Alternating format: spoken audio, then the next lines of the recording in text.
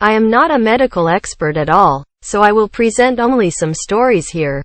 Please don't take it seriously. Talking about Chinese medical history, we first need to mention the legendary 神农. His first appearance is in 易经, written at the end of 殷商 dynasty, about 1600 BC to 1046 BC. 神农 has at times been counted as the successor of 伏羲. The era of 伏羲 was unclear, but some predicted in around the early of the 3rd millennium BC. 神农 is also otherwise thought to be the father of 皇帝 or emperor 皇 around the mid of the 3rd millennium BC. 伏羲, 皇帝 and 易经 have been mentioned in my video number D012. 神农 is venerated as a culture god protector in China and Vietnam. Legend says about 神农 tasted various herbs. It is said that 神农 had transparent belly, so the internal organs were clearly visible. Therefore, it was a kind of lab, that when he tasted various herbs, we could see how each herb affected human body. If the herb was poisonous, his internal organs turned black, and then he took the antidote to neutralize it. 神农本草经 was published in Han Dynasty, 202 BC to 220 AD, and believed to be the collection of 神农 verbal medical knowledge. It wrote that 神农 invented tea when a tea leaf dropped into his water he was boiling.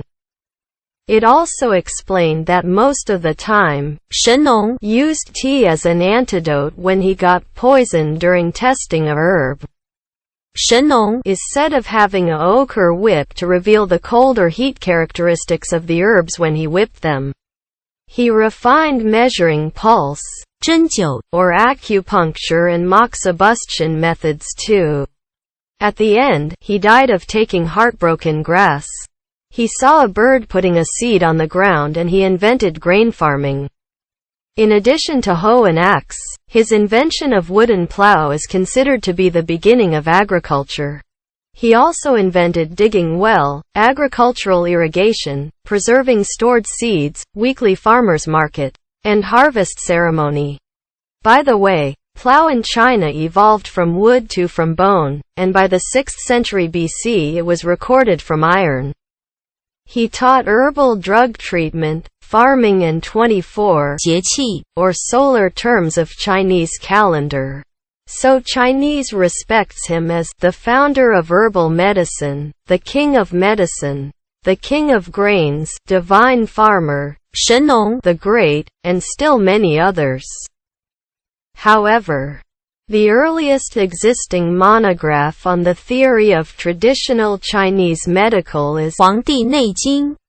This was written in the Warring States period, about 475 BC to 221 BC, and is supposed to be the collection of 黄帝 and 岐伯 verbal medical knowledge. 诗经, 山海经, 尚书, and 周易 ancient books also have some records on diseases and treatment.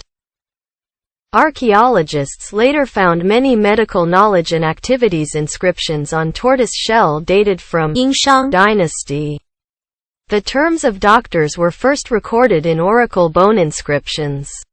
My first video in this playlist, number D001, has some more on tortoise shell inscriptions. 山海经 wrote that Chinese medical took 阴阳 and 五行 as the basis theories, and I have mentioned that in my video number D002. Traditional Chinese medical treatment uses internationally famous acupuncture and moxibustion, and 气功 or inner natural power, in addition to medicine, massage and cupping, scraping, diet therapy, sound therapy, etc. Even though there are many records as old as from 殷商 dynasty already describing acupuncture and moxibustion, the oldest archaeological finding of acupuncture was from Han. Maybe the most famous almighty doctor that people know is 华佗, 145 to 208, because in the most famous classical romance of Three Kingdoms, he scrapped the upper arm bone of 关羽 160 to 200 to get rid of poison. Please note that 关羽 was shot with that poisonous arrow in 219. Because of the fame, later generations called reincarnation of 华佗 to praise a very skillful doctor. 华佗 Was proficient in surgery and anesthesia, acupuncture and moxibustion, and gynecology, and pediatrics. He invented the first recorded medical anesthetic, which was needed when cleaning internal organs in surgery. And he also founded fitness gymnastics. 龙门 Grottos was also engraved with 150 kinds of唐 Dynasty, 618 to 907, medicine prescriptions. In Song Dynasty, 960 to 1279, there was a Fujianese doctor named 吴涛 979 to 1036. He indiscriminately prioritized patient healing, even to a beast. He healed an unbearable painful tiger which got choked by the human bone it just preyed. Thanks to his gratitude, the tiger turned into his mount, and he told the tiger only to consume medicine dregs. At the same time, he always asked his patients to put the medicine dregs at the middle of street in very early morning for his tiger to consume.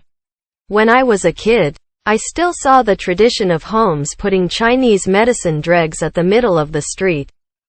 There was a story that 吴涛 saw lifeblood dripping from the coffin in a funeral procession. So he asked to open the coffin and cured the woman who was thought to have dead after giving birth.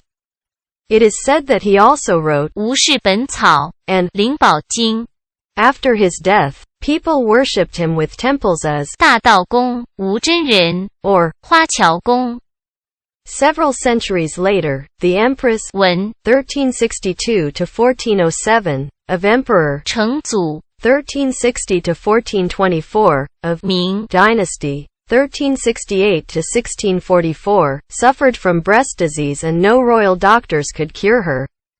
Then a man came introducing himself as Dr. 吴涛 from 白蕉 village who with confident could heal the Empress.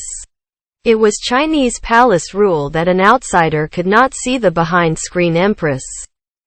Because of the doctor confidence, the emperor tested the doctor by limiting the doctor only to use silk thread to measure the Empress' pulse. So the emperor tied the thread to the bedpost.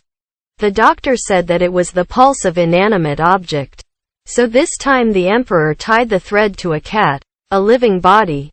But the doctor could detect again if it was an animal pulse.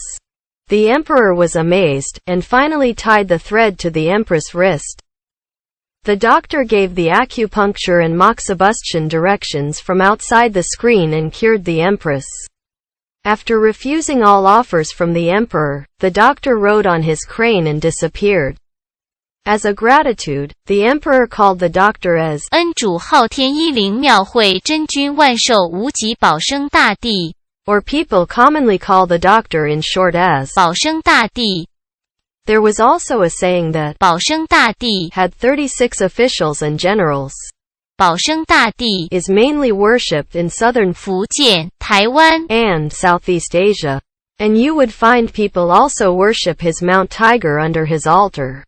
My video number 8001 about lion dance in personal record playlist has some elaboration on a worship of 保生大帝 in Semarang, Indonesia. King of Medicine, 孙思邈 581 to 682, from Tang Dynasty had many similar stories, such as curing a woman in a coffin and refusing emperor offers. So some believe that 保生大帝 is not one person, but different very skillful doctors in different dynasties. Here are some world record class traditional Chinese medicine works. 葛洪 283 to 343, wrote 肘后方 which is the world's first record of smallpox. Founder of medical forensic, 宋慈 1186 to 1249, wrote 洗冤集录 in 1247 as the world's earliest forensic literature. And medicine sage, 李时珍 1518 to 1593, wrote 本草纲目 which contains more than 10,000 items, also more than 1,000 illustrations, and had been translated into many languages. In the beginning of Republic era, some officials saw traditional Chinese medical as witch practice and proposed to abolish it. However, 陈存仁 1908 to 1990, a young famous doctor, on behalf of the provinces, presided over a meeting against the abolition of traditional Chinese medical, and was acknowledged by the government. And that's all for this video. Thank you for watching.